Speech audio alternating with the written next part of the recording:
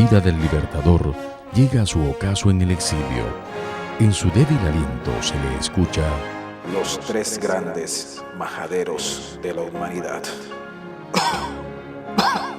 Jesucristo, Don Quijote y yo. Su grandeza y su tragedia, entrecruzadas en una incomprendida misión, aleccionan y conmemoran la historia de los grandes hombres. Hombres visionarios que entran en la historia, nombres para recordar, hombres para nunca olvidar, hombres, nombres, como el de Humberto Fernández Morán, un ciudadano del mundo. Corría el año 1924, en una época en que Maracaibo vivía bajo la dictadura del general Juan Vicente Gómez. En medio de esta agitación fue aquel 18 de febrero cuando Humberto Fernández Morán Villalobos entra en la historia de los hombres. Una gran admiración por su padre. Firma Humberto Fernández Morán, y algunos ponen el Fernández Morán con un guión, pero no era Fernández Morán, era Fernández Villalobos, porque la mamá se llamaba Elena Villalobos.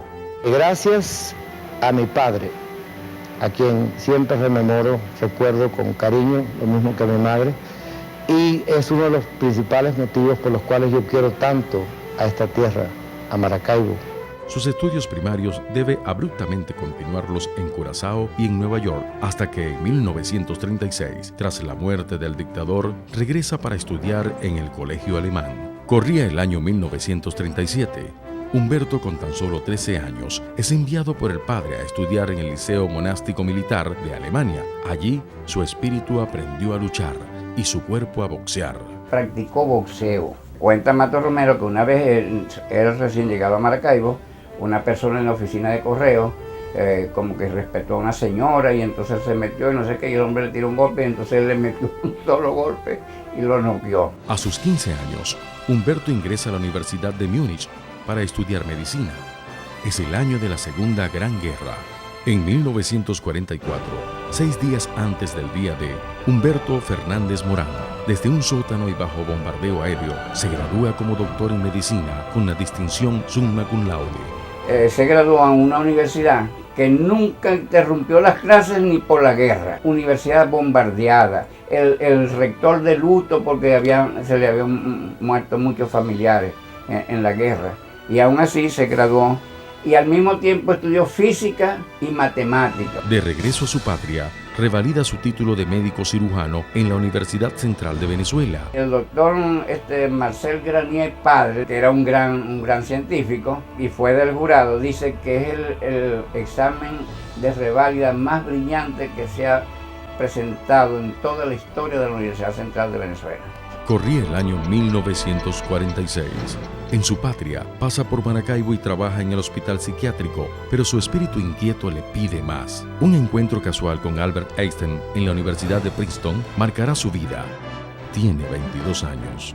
En el viejo continente, obtiene la licenciatura en biofísica y una maestría en biología celular y genética del Instituto de Investigaciones Celulares Karolinska, para graduarse finalmente de PhD por la Universidad de Estocolmo. Allí concibe la crioultramicrotomía y la cuchilla o bisturí de diamantes. La sociedad se siente agradecida. El rey Gustavo Adolfo de Suecia le otorga el título de Caballero de la Gran Cruz de la Orden Real de la Estrella Polar. Corría el año 1953. Humberto regresa a Venezuela y el 25 de abril del año 54, en los Altos de Pipe, Estado Miranda, funda el Instituto Venezolano de Neurología e Investigaciones Cerebrales, con las infraestructuras más modernas de Latinoamérica. Humberto tiene 30 años. Un reactor nuclear en Pipe. Nos adelantamos en 15 años a la Argentina y en 20 años al Brasil. Porque habían investigadores de Alemania, de Suecia, de Estados Unidos, de Japón, donde en ese instituto se hablaba inglés, alemán, francés y español. Su obra permanecerá en el tiempo al convertirse en el actual Instituto Venezolano de Investigaciones Científicas. La influencia del Dr. Morán en el mundo científico son el pase para un reactor nuclear, el primero en Latinoamérica, Ahora Venezuela era un miembro activo del Comité Interamericano de Energía Nuclear. Corría el año 1958. Pérez Jiménez se tambalea en el poder y como un intento de capitalizar la brillantez de Fernández Morán, se le entrega el Ministerio de Educación. Pero la caída de Pérez Jiménez es eminente y con él los sueños del sabio investigador. El ahora brujo de Pipe, como se le llamó, es perseguido y se ve obligado a abandonar el país. Se me distinguió con el título de brujo. Un gran honor porque en la Edad Media el título de brujo era muy respetado. Fueron los precursores de los científicos de hoy, así como los alquimistas. Y tardaba por lo menos 30 años para obtener tal título. A mí me graduaron de brujo en 24 horas. Pérez Jiménez puso de ministro de Educación a Humberto Fernández Morán. Estuvo 12 días. Yo digo que no alcanzó a registrar todas las gavetas de su escritorio. Venezuela perdió a uno de sus mejores hombres. No se supo entender la diferencia entre un científico y un político. Humberto Fernández Morán no era un político. Corría el año 1963. Con el exilio, emergían los logros de Fernández Morán. Ya había sido profesor de la Universidad de Harvard y había creado exitosamente los laboratorios de microscopía electrónica del Instituto Tecnológico de Massachusetts, donde había descrito la estructura de la membrana mitocondrial. Porque quien descubrió esa doble membrana de la mitocondria y los corpúsculos motores es Humberto Fernández Morán. En la Universidad de Chicago ocupa la cátedra del sabio y premio Nobel de Física Enrico Fermi. Con su labor en el Instituto Fermi de la universidad, le trabaja a la NASA en la misión de conquistar el espacio. Y era el primer científico que iba a ir al espacio. Corría el año 1967. El 14 de julio, Fernández Morán recibe el premio John Scott de Filadelfia, galardón otorgado con anterioridad a genios como Jonas Salk, Marie Curie, Thomas Edison y Alexander Fleming. Fernández Morán se convierte en el primer y único latinoamericano en recibir esta distinción, equiparable con el premio Nobel. ¿Dónde comienza o dónde termina el amor por la patria? Ante la posibilidad de recibir el premio Nobel a condición de renunciar a su nacionalidad venezolana, renuncia al premio. Humberto Fernández Morán no recibió el premio Nobel en medicina o el premio Nobel en física porque nunca renunció a ser venezolano.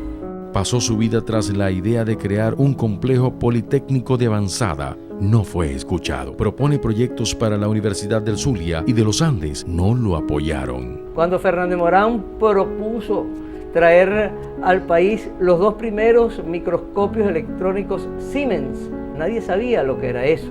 Ese primer microscopio electrónico traído acá al Zulia yace en las aguas del lago de Maracaibo, porque el 23 de enero de 1958 en la costa oriental, en una gabarra, estaba colocado ese microscopio enguacalado, pues, metido en sus cajas.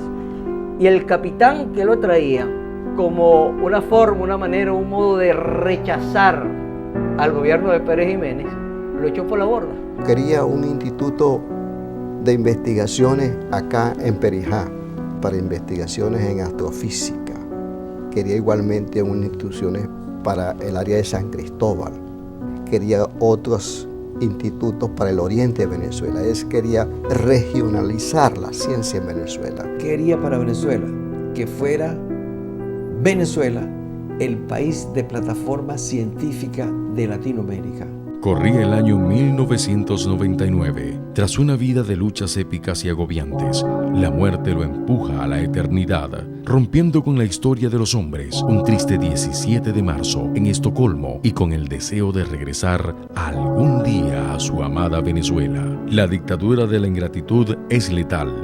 Estábamos caminando nosotros por el centro comercial Costa Verde y él se admiraba cómo las personas pasaban por al lado de él y no sabía quién era. Mi país me desconoce. El destino de sus pertenencias, manuscritos, trabajos inéditos y hasta microscopios electrónicos legados a su querida patria terminan en tragedia. Era un auténtico venezolano, además de ser un ciudadano del mundo.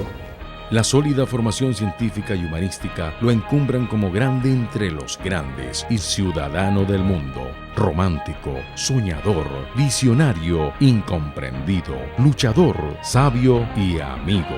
Así fue Humberto Fernández Morán, y en la historia olvidada de los hombres, su nombre renacerá para las nuevas generaciones. Creo que un hombre como Fernández Morán puede nacer cada 100 años. Ojalá esta divulgación que ustedes han iniciado en el día de hoy sirva de estímulo a las nuevas generaciones para lograr que la investigación se desarrolle completamente en nuestro país. El día que el Estado venezolano se dé cuenta que la plataforma más importante de un país es la investigación, ese día seremos como los japoneses, que no improvisamos, sino que organizamos. Ese día Venezuela será otra Venezuela.